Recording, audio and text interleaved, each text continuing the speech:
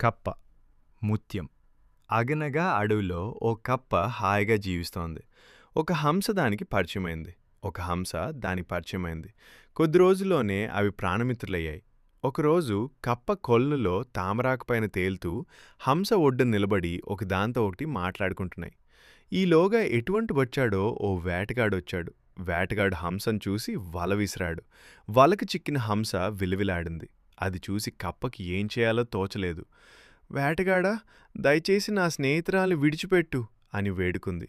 దీన్నమ్మితే నాకు బోలెడు డబ్బొస్తుంది, విడిచిపెట్టను అన్నాడు వేటగాడు. నీకు డబ్బు కావాలంటే ఇదిగో అని చెప్పి కప్ప నీటిలో మునిగింది.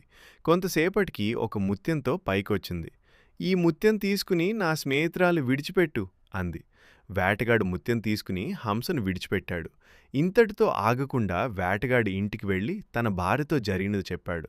అప్పుడామె, ఆ కప్ప దగ్గర ఇంకా ముత్యాలు ఉండి ఉంటాయి, వెళ్ళి మరిన్ని తీసుకురా అని చెప్పింది. దాంతో వేటగాడు మళ్ళీ కప్ప దగ్గరికొచ్చి, నీ దగ్గర ఇంకొన్ని ముత్యాలు ఉంటే నాకివ్వు అన్నాడు.